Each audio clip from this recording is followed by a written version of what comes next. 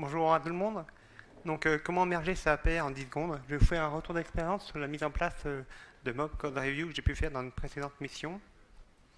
Donc, je m'appelle Thibaut Canté, je suis développeur chez Neosoft, c'est une ESN.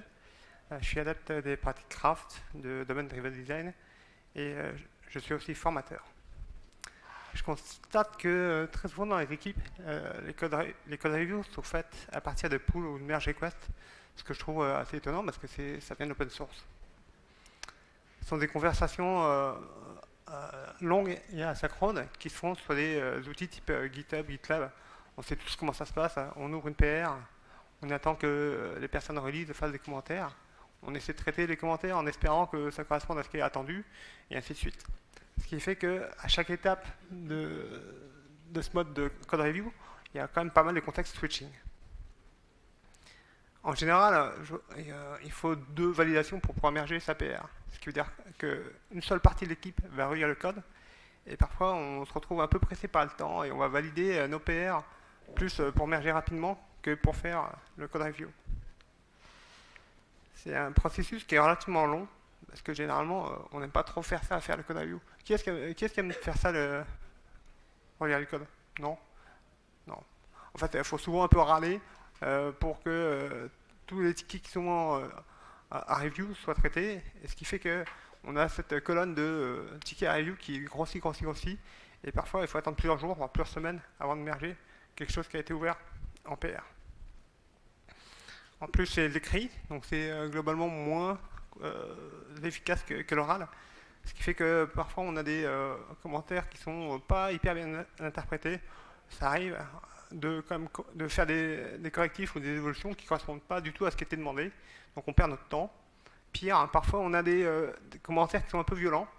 Et ça va générer des conflits et une mauvaise ambiance dans l'équipe. Alors, qu'est-ce que j'appelle du mob code review? C'est simple, c'est le fait de relire le code de toute l'équipe, toutes et tous en même temps. Alors pour merger, ça perd en 10 secondes en version courte, c'est assez simple. Il suffit d'ouvrir sa pull request, de la valider, de la merger, d'aller prendre un café bien mérité. En fait, le café, il sera bien mérité si ce qu'on fait en général au moment où on ouvre la PR a été fait avant. En version un peu plus longue, il y a quelques années, j'étais tech lead chez la FFT sur le site de billetterie de Roland Garros, et notamment sur la refonte du tunnel de vente du site du tournoi. J'étais en charge du recrutement de mon équipe de dev, et donc parmi les différentes valeurs ou les différents critères que j'avais pour recruter, je voulais des gens qui soient intéressés par le craft, pas forcément des personnes qui aient une forte expérience ou des connaissances hyper approfondies, mais plutôt des personnes qui soient curieuses d'apprendre ce type de pratique. Donc c'est comme ça que j'ai recruté mon premier dev, on était 2, et globalement c'est comme ça qu'on s'est mis à faire beaucoup de pair programming, quasiment tout le temps. Même si on dit que quand on fait du pair programming, on fait le code review au fil de l'eau, mon cerveau est relativement monotâche, donc je préférais quand même redédier un moment à la fin du développement de chaque feature pour pouvoir relire le code. Vu qu'on était que 2 et qu'on faisait du pair, on bossait essentiellement sur une seule branche qu'on margeait très très régulièrement sur master. Mais ça c'est mon premier dev, donc j'avais dû en recruter un deuxième. On l'a intégré en faisant pas mal de pair programming et parfois un peu de mob programming. Ensuite, c'est un projet quand même relativement gros, donc j'ai dû recruter un troisième dev, mais entre temps il y a eu le Covid. C'est pas grave, ça m'a pas empêché de recruter ce troisième dev. Et pareil, on l'a intégré en faisant un peu de mob et surtout beaucoup de pair programming. On était globalement 2 paires de dev. Donc chaque personne, on changeait régulièrement les personnes dans ces paires de développeurs. Et on avait des compétences plus back que front et il y avait encore pas mal de boulot. Donc j'ai recruté un quatrième dev qui était plutôt front. Pareil, beaucoup de pair programming pour l'intégrer. Alors comment se passaient nos code reviews? Ou plutôt nos mob code reviews. Comme je disais, vu qu'on faisait beaucoup de pair programming, on avait globalement moins de streams de développement que de dev. Et au fur et à mesure que l'équipe a grossi, on a continué à faire du mob code review Et comment ça se passait? Donc à chaque fois qu'un des streams de développement avait quelque chose de terminé, en fait on arrêtait l'équipe, une personne présentait ce qui avait été produit par le stream de développement. S'il y avait des petites modifications, elles étaient traitées à la volée.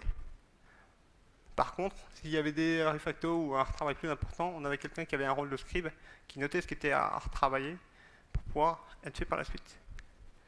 Ce qui fait que, une fois tout ça noté, chaque stream de développement repartait sur son travail, le fixe était fait, le refacto était fait.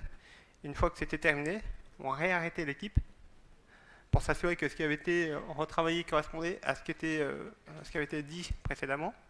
Quand c'était bon, on mergeait sur master, on pouvait livrer en recette, et si c'était bon, on pouvait ensuite livrer en prod.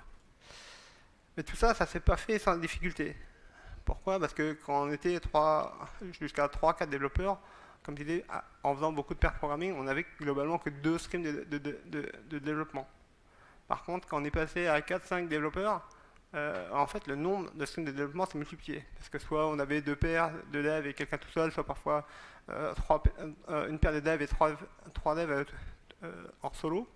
Ce qui fait que le fait de s'arrêter constamment pour présenter son code et vérifier que ce qui avait été fait correspondait à ce qui avait été dit, bah, ça a généré aussi, finalement aussi, beaucoup de context switching. Par ailleurs, on avait certaines sessions de code review qui étaient relativement longues, plus d'une demi-heure, et en fait, notre cerveau, en général, il est comme moins concentré. Ce qui fait qu'on avait globalement la sensation de perdre du temps et de perdre en efficacité. Alors, ce qui fait que lors d'une rétrospective tech, donc une rétrospective tech, c'est quoi? C'est la même chose qu'une rétro classique, sauf que c'est qu'entre devs et c'est fait pour faire de l'amélioration continue sur nos pratiques de développement. Alors, on s'est dit les choses suivantes. Bah, au lieu de s'arrêter tout le temps, on a fixé un créneau en début de matinée et un créneau en début d'après-midi pour faire justement ce code review. On s'est dit qu'à chaque session, on allait désigner quelqu'un qui aurait le rôle de timekeeper pour s'assurer que nos sessions ne durent pas plus d'un quart d'heure et que si jamais ça devait déplacer, on vérifiait est-ce qu'on est encore frais et dispo pour continuer ou si on reprendra sur la demi-journée suivante. Et on s'est dit qu'on allait se faire confiance, qu'on allait arrêter de faire des reviews de review, que le stream qui devait retravailler du code pouvait le merger directement sur master et qu'on pouvait très bien regarder par la suite ce qui avait été fait par le stream de dev. C'est comme ça que globalement on a trouvé à peu près notre équilibre en équipe. Alors, les différents avantages que je vois à faire des mob code review sont les suivants. Déjà, on a un temps de vie des PR extrêmement réduit. Quand je disais on met 10 secondes, c'est littéralement 10 secondes. Pourquoi? Parce qu'en fait, le code review est traité au fil de l'eau. En ayant des moments vraiment consacrés pour ça, on s'assure que le code review est vraiment traité au fil de l'eau. On a une durée de vie de branche qui est très courte. On merge plusieurs fois par jour sur master, ce qui fait que toute l'équipe récupère l'ensemble de ce qui est développé par tout le monde. Et donc on est très proche du master, ce que je dis. Ce qui fait qu'on a peu de conflits de merge, parce que justement, on est toujours proche du master, et en fait, si on se rend compte qu'on va travailler sur des parties de code similaires, ben, on le réalise très vite, et on peut s'organiser pour ne pas se marcher sur les pieds. Ce qui fait qu'on a un workflow de travail qui est plutôt fluide. On n'a plus cette colonne de tickets à review qui est grossi. Et ça, c'est plutôt pas mal. Ça nous permet de faire du continuous delivery. En mergeant sur master, on peut livrer fréquemment en recette, puis en prod. On faisait quasiment du trunk-based development. Ça permet aussi de s'aligner et de définir nos coding standards, de se mettre d'accord sur le nommage, comment on écrit nos tests, comment on architecture notre application. Tout le monde sait ce qui est développé parce que tout le monde voit ce qui a été fait. Ce qui fait qu'on va grandement réduire le bus factor. On n'a plus l'effet de « Ah bah la personne est partie en vacances, on va attendre qu'elle revienne pour faire une évolution, pour faire un fixe ». Ou pire, il n'y a pas un bout de code où on se dit « Ah bah personne n'a jamais bossé dessus, la personne est partie ». Donc on a complètement perdu la maîtrise de ce bout de code.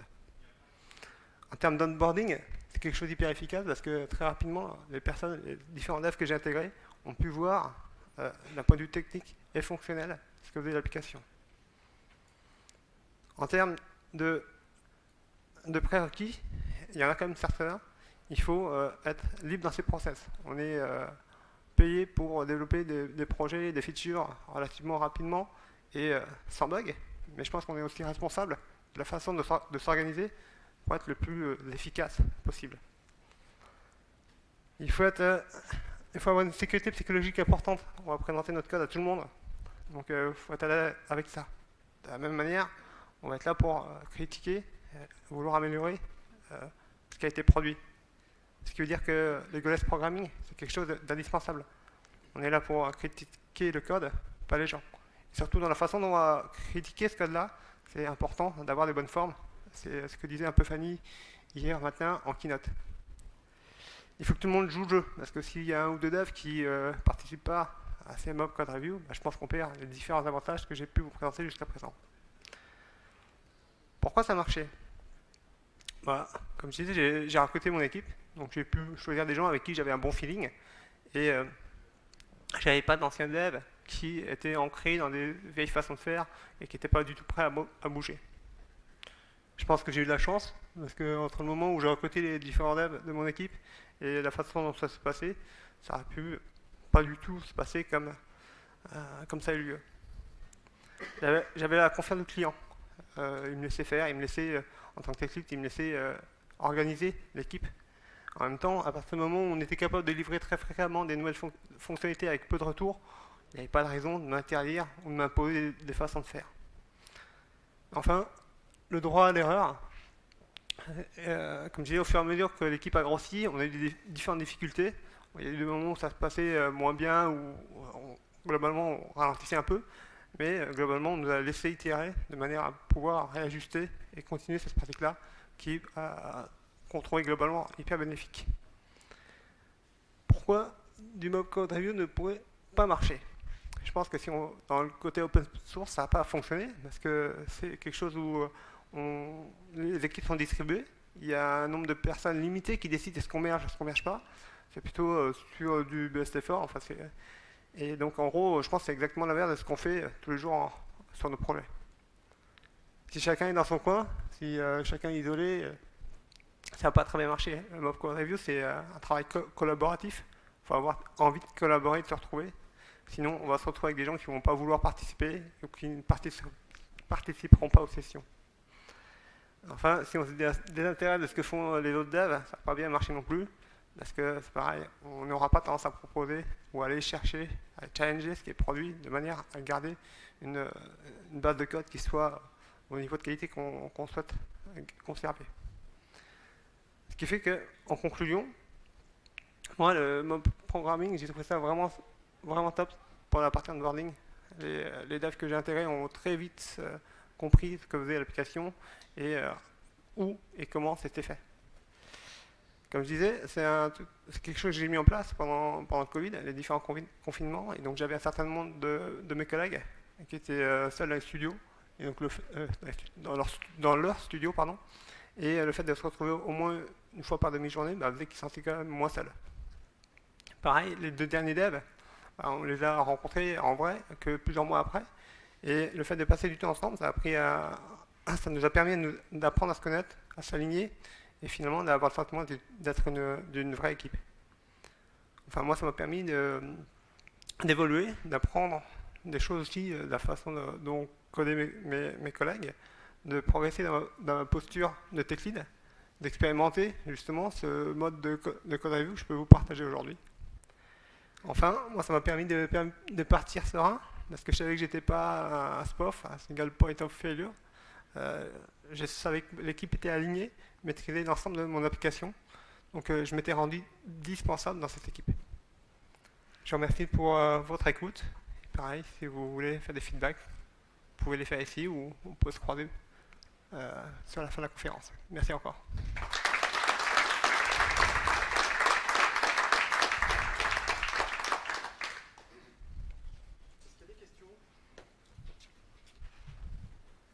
Merci beaucoup pour la presse. À un moment, tu dis que vous êtes mis à faire des mob code reviews 2 fois par jour, au début de la matinée et au début de l'après-midi. Ouais. Est-ce qu'au final, ça remplace pas un peu les daily dans les pratiques classiques? Parce que je cherche des moyens de remplacer les daily personnellement. Non. Par contre, moi, ce que je fais depuis longtemps, un daily, je fais pas le truc classique où on se dit, ok, qu'est-ce que j'ai fait, qu'est-ce que je vais faire, et quels sont mes problèmes. Moi, dans mes daily, ce que je faisais à l'époque, c'était, je regardais le tableau et je regardais chaque truc, on en est où. Et plus pour dire, ok, toujours dans le sens où on essaie de tirer les trucs, on dit, ok, ce truc-là, comment on fait pour s'assurer que ça avance. Plus que se poser la question, qu'est-ce qu'on a fait. Ben, on a codé, hein, évidemment. Je vous invite à continuer de discuter un peu plus tard. Merci pour tout. Merci beaucoup.